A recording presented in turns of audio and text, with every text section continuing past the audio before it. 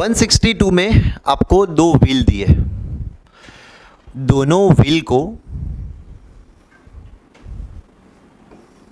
एक axle through मैंने connect कर दिया है, बराबर। दोनों व्हील स्टार्टिंग में कुछ 40 रिवॉल्यूशन पर सेकेंड या फिर रिवॉल्यूशन पर मिनट, क्या है, आरपीएम है, सॉरी। तो दोनों व्हील स्टार्टिंग में 40 आरपीएम, 400 करेक्शन है इसमें भी, 400 आरपीएम से रोटेट हो रहे हैं दोनों व्हील, बराबर। इसके बाद क्या किया, इसके बाद क्या किया बेटा कि हमने एक व्हील को यहां से स्टॉप कर दिया। तो हमने देखा कि ये व्हील की स्पीड हो गई 600 आरपीएम, बराबर। हमें ये बोला था कि ये वाले व्हील के लिए मोमेंट ऑफ इनर्शिया की वैल्यू है कितनी, 6 kg मीटर स्क्वायर। तो ये वाले व्हील के लिए मोमेंट ऑफ इनर्शिया की वैल्यू कितनी होगी, ये आपको फाइंड करना है। समझ में आ रहा है ना। अब समझ लो बेटा, दोनों व्हील एक एक्सल थ्रू कनेक्टेड है, दोनों को रोटेट कर रहा है कौन, तो इंजन, बराबर, जो भी बेटा उसके साथ कनेक्टेड होगा। तो दोनों व्हील रोटेट हो रहे हैं कितनी स्पीड से, 400 आरपीएम से। एक की मोमेंट ऑफ इनर्शिया अलग है, दूसरे की मोमेंट ऑफ इनर्शिया अलग है। एक की मोमेंट ऑफ इनर्शिया है I1, दूसरे की मोमेंट ऑफ इनर्शिया है I2।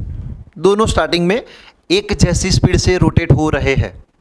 मैंने सिर्फ क्या किया, सेकेंड व्हील को स्टॉप कर दिया। तो मैंने देखा सेकेंड व्हील को स्टॉप किया, तो अब फर्स्ट व्हील 600 आरपीएम से रोटेट हो रहा है। तो अगर फर्स्ट व्हील की मोमेंट ऑफ इनर्शिया 6 है, तो सेकेंड व्हील की मोमेंट ऑफ इनर्शिया कितनी होगी आपको फाइंड करना है। ये पूरी जर्नी में कोई एक्सटर्नल टॉर्क नहीं है, तो एंगुलर मोमेंटम कांस्टेंट रहेगा।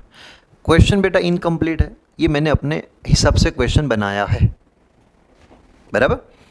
तो हम बोल सकते हैं कि जितना इनिशियल एंगुलर मोमेंटम होगा उतना ही फाइनल एंगुलर मोमेंटम होगा। अब इनिशियली तो दोनों एक साथ रोटेट हो रहे हैं, दोनों की एंगुलर स्पीड एक जैसी है, कितनी, 400। तो मैं बोल सकता हूं फर्स्ट की moment of inertia I1 omega plus second के लिए I2 ओमेगा, बराबर है। एक के लिए angular momentum I1 omega, second के लिए I2 ओमेगा। मुझे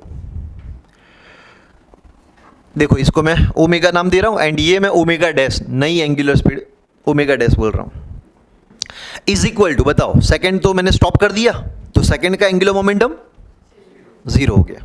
अब रोटेशन ही नहीं है, तो सेकेंड का एंगुलर मोमेंटम 0 हो गया। अच्छा, सेकेंड को स्टॉप कर दिया, तो फर्स्ट तो अब 600 आरपीएम से रोटेट हो रहा है ना। तो इसके लिए बताओ, I1 ओमेगा डैश, समझ में आया, पक्का, ठीक है बेटा। तो चलो, I1 की वैल्यू थी 6, ओमेगा 400 प्लस I2 फाइंड करना है, 400 I2 is equal to I1 6 omega dash 600 2400 plus 400 I2 is equal to 3600 minus 2400 करो,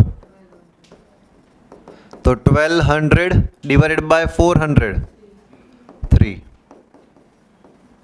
kg मीटर स्क्वायर। चलो सही है।